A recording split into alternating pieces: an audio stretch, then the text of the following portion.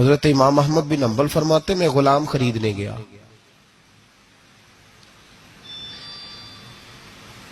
اس نے میرے ساتھ شرط رکھی کہ حضور آپ مجھے خرید کے لے جانے ہیں، میری شرط یہ ہے کہ میں دن کو آپ کی ڈیوٹی کروں گا، رات کو نہیں کروں گا۔ فرماتے میں لے آیا، گھر لا کے میں نے پوچھا تیرا نام کیا ہے؟ کہنے لگا حضور غلاموں کا نام نہیں ہوتا۔ کھائے گا کیا؟ حضور غلاموں کی چاہت نہیں ہوتی، جس نام سے پکارو گے آ جاؤں گا، جو دو گے کھا لوں گا۔ کہا کس کمرے میں رہو گے؟ کہا حضور غلاموں کے نخرے نہیں ہوتے۔ کہتے میں نے کہا پھر بھی یہ کمرے ہیں پسند کر لو۔ ایک ٹوٹا پھوٹا سا کمرہ اس نے پسند کر لیا۔ امام احمد بن حنبل فرماتے میں اسے کام بتاتا پر اتنی محنت سے کرتا کہ کمال کر دیتا، میرے اشارے سمجھتا۔ ایک دن میں تہجد کے وقت اٹھا، اس کے کمرے میں گیا تو وہ توبہ توبہ پکار رہا تھا۔ سنو ولیوں کی توبہ، فرماتے اس کے کمرے سے چیخنے کی، یا اللہ معاف کر دے، یا اللہ معاف کر دے، اللہ معافی دے دے، تڑپ رہا ہے، رو رہا ہے۔ اور امام احمد بن حنبل فرماتے ہیں حال یہ ہے کہ اس کے کمرے سے لے کر آسمان تک نور ہی نور پھیلا ہوا ہے، نور ہی نور، اور وہ روتا ہے یا اللہ معاف کر دے، یا اللہ معاف کر دے۔ فرماتے میں سوچنے لگا معافی کس چیز کی مانگ رہا ہے؟ فرماتے وہ خود ہی بولا، اور معافی دیکھو بھائی، توبہ دیکھو اللہ والوں کی۔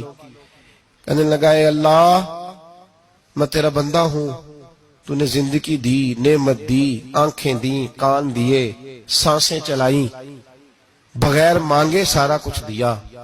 چاہیے تو یہ تھا کہ میں دن رات تیری بارگاہ میں جھکا رہتا، پر مجھے معاف کر دے۔ میرے اوپر امام احمد بن حنبل کے بھی حقوق ہیں، میرے مالک کا بھی حق ہے، اس لیے میں دن سارا عبادت نہیں کر سکتا، بس 5 نمازیں پڑھ سکتا ہوں، رات میں جاگتا رہتا ہوں تیرے حضور۔ اللہ وہ جو سارا دن میں عبادت نہیں نہ کر پاتا مجھے معاف کر دے، خدایا میری غلطی معاف کر دے، اللہ مجھے بخش دے۔ اور راتی ساری کر کر زاری، نیند اکھاں تھی توندے، فجر اوہی گناہگار کا آون، سب تو نہیں، یا اللہ چاہیے تھا میں 24 گھنٹے سجدے کرتا، بخش دے، یہ میری خطا معاف کر دے۔ ساون کی کالی راتوں میں جب بوندا باندی ہوتی ہے، وہ راتوں کو اٹھ اٹھ روتے، جب خلقت ساری سوتی ہے۔ اور درویش کہنے لگے رات پوے تے بے دردانو، نیند پیاری آوے، درد مندانو یاد سجن دی، ستے امیان جگاوے۔ یا اللہ معاف کر دے، میں سارا دن سجدے نہیں کر پاتا، سارا دن لمبی نہ، معافی دے دے، یہ توبہ ہے اللہ والوں کی۔ امام احمد بن حنبل فرماتے ہیں فجر کے وقت وہ میرے ساتھ مسجد گیا، میں نے اس کا چہرہ دیکھا، میں اس کو کونے میں لے گیا، میں نے کہا جا تو اللہ کی رضا کے لیے آزاد ہے، جا میں اپنے حق معاف کرتا ہوں، مکان تیرے پاس رہے گا، کھانا تجھے ملے گا، تو آزاد ہے۔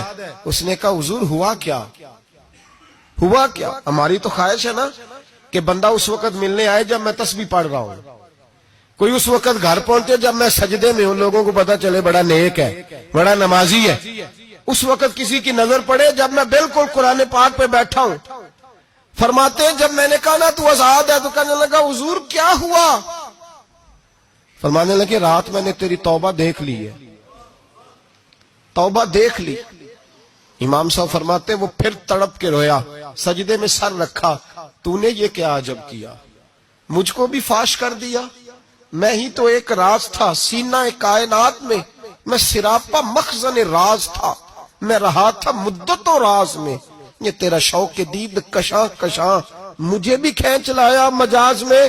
اے اللہ پردہ ہی کھول دیا ہے تو نے، یہ عبادتیں، یہ توبہ، یہ ریاضتیں، یہ تیرا میرا راز تھا، اللہ تو نے پردے ہی کھول دیے، مہربانی کر مجھے پردہ پوشی عطا فرما، اللہ معاف کر دے، مجھے پردہ پوشی عطا کر۔